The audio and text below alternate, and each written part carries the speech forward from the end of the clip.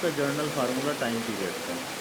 Satellite के case में उसका टाइम पीरियड तो कि यही है, 2 पाई कांस्टेंट है, लेकिन उसका ये जो आर है ये आर नहीं है, बल्कि क्या है, ये आर भी है और आर के साथ एच भी है। तो इसकी जगह आप क्या लिखेंगे, आर प्लस एच, और उसकी जो वेलोसिटी है वो किसके बराबर है, वो इसके बराबर है, capital G capital M upon h plus r. ये बात क्लियर हो गई आपको क्या नहीं?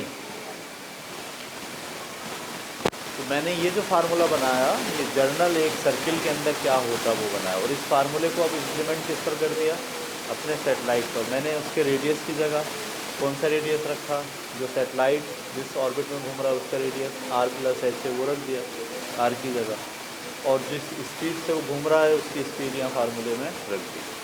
इसको जब हम हल करेंगे तो क्या जवाब आएगा,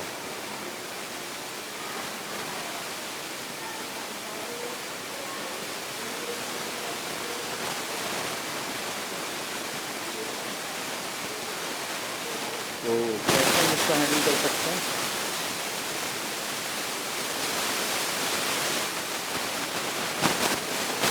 ये मैंने ऐसे लिखा, 2 पाई ऐसे रहा, ये रहा आर प्लस एच,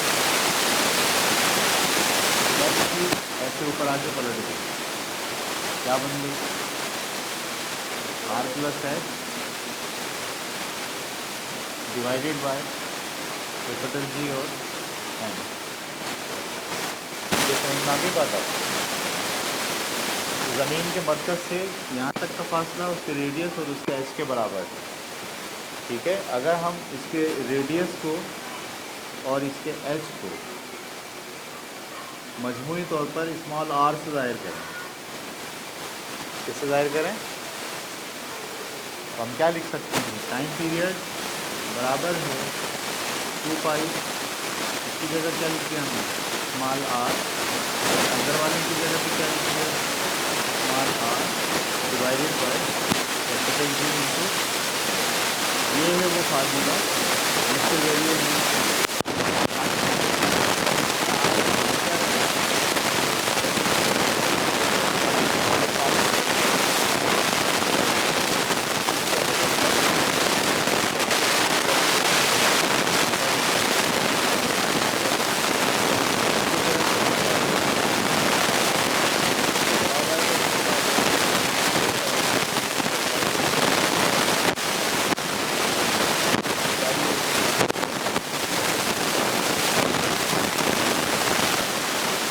अगला टॉपिक हमारा है ऑर्बिटल वेलोसिटी ऑफ सेटेलाइट।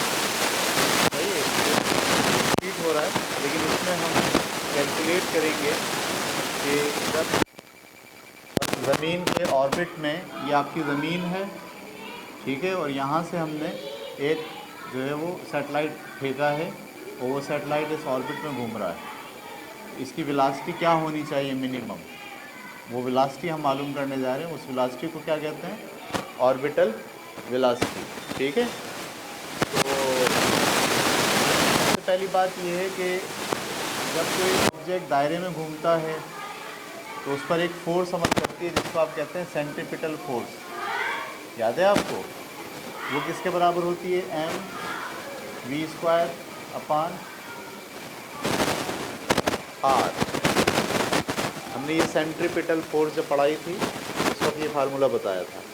तो इसमें ये एम किसको शो कर रहा है, इस सेटेलाइट के मास को, वी किसको शो कर रहा है, इसकी वेलोसिटी को, और आर किसको शो कर रहा है, यहाँ से लेके यहाँ तक के फासले को। ये वाला फासला रेडियस है और ये वाला फासला एच है। लिहाजा इस फार्मूले में हम क्या कर सकते हैं, ये जो आर है इसकी जगह पर आर प्लस एच लिख सकते हैं। ये आगे इक्वेशन 1 क्या शो कर रही है, वो फोर्स जो ज़मीन लगा रही है उसको अपने ऑर्बिट में घुमाने के लिए। हमको पता है सेंट्रीपिटल फोर्स क्या होती है, वो फोर्स जो किसी ऑब्जेक्ट को दायरे में घुमाए। अगर ये वाली फोर्स नहीं होगी तो ये दायरे में नहीं रहेगा, दायरे से बाहर निकल जाएगा। ये बात क्लियर हो गई? अच्छा, दूसरी अहम बात जो अब आपको सोचनी हुई है कि ये असल में गिर रहा है। ये क्या कर रहा है? गिर रहा है, लेकिन इसके रास्ते में ज़मीन नहीं आ रही। जैसे पहले हमने आपको समझाई थी बात। तो गिरने का मतलब इसका एक वेट होगा। वो वेट किसके बराबर होगा? m इंटू जी। और ये जी जो है वो नहीं है जो सतह पे था, बल्कि जी वो है जो कहाँ पर है? हाइट एच पर है। इसलिए हम यहाँ पर क्या लगा रहे हैं? एच। जी की वैल्यू यहाँ पर होती है 9.8, लेकिन यहाँ पर जी की वैल्यू 9.8 नहीं होगी, कुछ और होगी। तो ये है वो वेट जिसके ज़रिए वो गिर रहा है नीचे। वेट क्या होता है? ज़मीन किसी ऑब्जेक्ट को अपनी तरफ जितनी फोर्स से खींचती है उसे क्या कहते हैं आप? वेट। ये एक दूसरी इक्वेशन होगी। अगर आप इन दोनों के बारे में गौर करें, एफ सी भी क्या है? ज़मीन की तरफ से लगने वाली फ़ोर्स, और डब्ल्यू भी क्या है? ज़मीन की तरफ से लगने वाली फ़ोर्स। तो ये दोनों फोर्सेस आपस में बराबर हैं, एक ही चीज़ के दो नाम हैं। इसलिए हम यहाँ ये राय इख्तियार कर रहे हैं कि एफ सी जो है वो बराबर है किसके? डब्ल्यू के। अब एफ सी की जगह एफ सी की वैल्यू रख दीजिए, m v square upon r plus h बराबर है डब्ल्यू की जगह एम इंटू जी। मास से मास कैंसिल।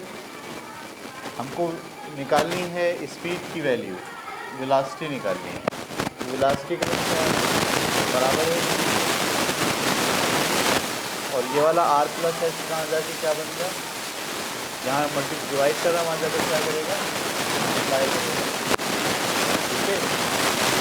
और अच्छा, अब यहाँ हम एक चीज़ सोचते हैं कि ये आर है और ये क्या है? एच है। ये ज़मीन और ये एच है। इसके मुकाबले में ये बुलंदी कुछ भी नहीं है। ज़मीन के रेडियस की कीमत 6.4 ज़रा 10 की पावर 8 होती है, मेरा ख्याल है ये 6 होती है, 10 की पावर 6 होती है। 6.4 ज़रा 10 की पावर 6। तो अगर मैं इसको ऐसे लिख के दिखाऊँ आपको, 6.4 ज़रा 10 की पावर 6, और पॉइंट को कितनी बार चलाना है? 6 बार। तो 6 4 एक बार, 2 3 4 5। और अगर आप किलोमीटर को, ये मीटर को किलोमीटर बनाएं तो ये बनता है 640 किलोमीटर। कितना बनता है?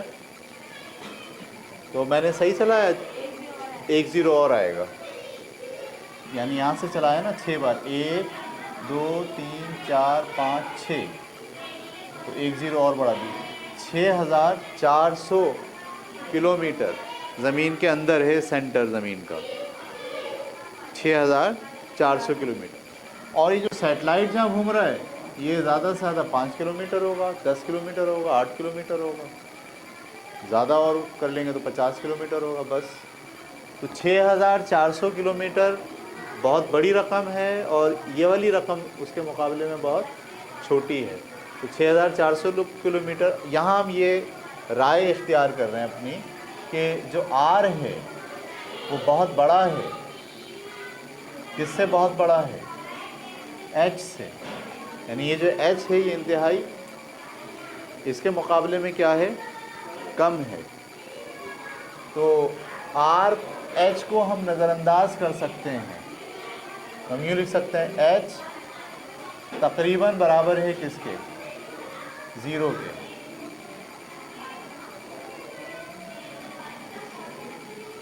लिहाजा इस वाली इक्वेशन में v square is equal to g h, और इस आर प्लस एच, एच को हमने क्या कर दिया?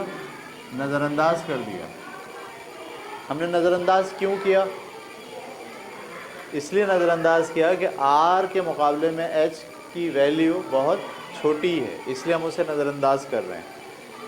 इसका स्क्वायर वहाँ ले जाइए, v बराबर है किसके? अंडर रूट जी एच और आर। ठीक है। अच्छा, ये जो जी एच की कीमत है ये सरफेस की कीमत नहीं है। सरफेस पर उसकी कीमत होती है तकरीबन 9.8। यहाँ पर जी एच की कीमत क्या होगी? कुछ और होगी। लेकिन हम सपोज़ कर ले रहे हैं कि 9.8 और इसमें भी कोई ज़्यादा फ़र्क नहीं आएगा। फ़र्ज़ करो ये 9.8 है तो ये ज़्यादा से ज़्यादा 7 होगी।